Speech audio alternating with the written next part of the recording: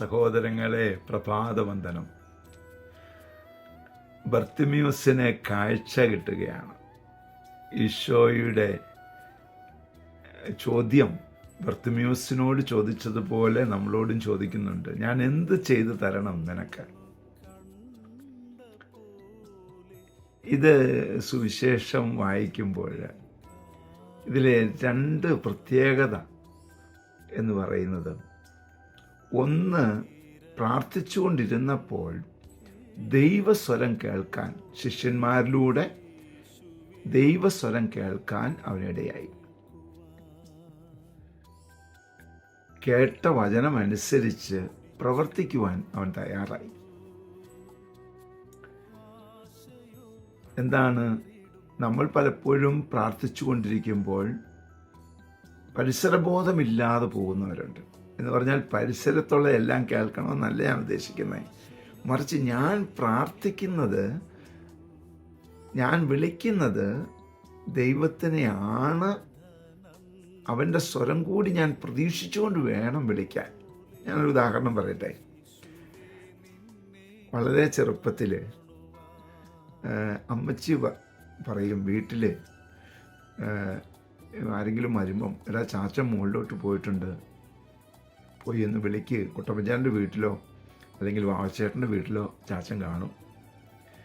ഞാൻ ചാച്ചോന്ന് വിളിക്കും. ആ വിളി കഴിഞ്ഞ് ഞാനൊരു സ്പേസ് ഇടും. എന്തിനാണെന്നറിയാവോ? ചാച്ചൻ്റെ തിരിച്ചുള്ള റെസ്പോണ്ട് കിട്ടാൻ. അപ്പോൾ എനിക്കറിയാം ചാച്ചൻ വാവച്ചേട്ടൻ്റെ വീട്ടിലാണോ അതോ കുട്ടപ്പച്ചാൻ്റെ വീട്ടിലാണോ.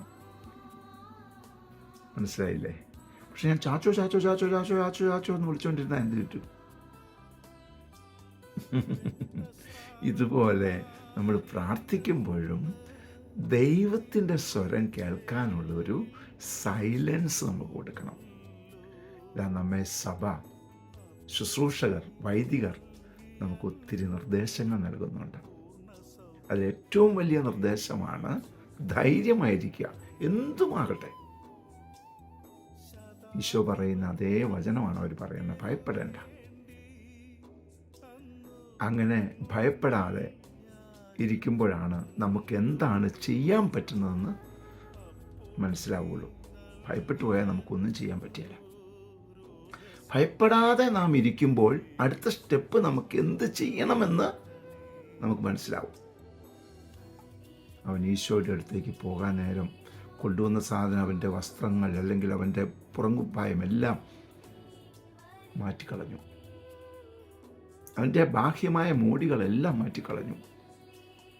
ആത്മാർത്ഥതയോടെ ഈശോയുടെ പക്കലേക്ക് ഓടിച്ചെല്ലുക. ഇതുപോലെ നമുക്ക് ഓടിച്ചെല്ലാനുള്ള കൃപയ്ക്ക് വേണ്ടി പ്രാർത്ഥിക്കാം കേട്ടോ. പരിശുദ്ധ അമ്മയെ സഹായിക്കണേ. വിശുദ്ധ യോസേപ്പ് പിതാവേ, ഞങ്ങൾക്ക് വേണ്ടി പ്രാർത്ഥിക്കണേ. പരിശുദ്ധാത്മാവേ, എഴുന്നള്ളി വരണേ. പരിശുദ്ധ പരമ ദൈവികാരണത്തിന് നേരവും ആരാധനയും സ്തുതിയും പുകഴ്ചയും ഉണ്ടായിരിക്കട്ടെ. ആമേൻ. പോലെ യേശുവേ നിന്നെ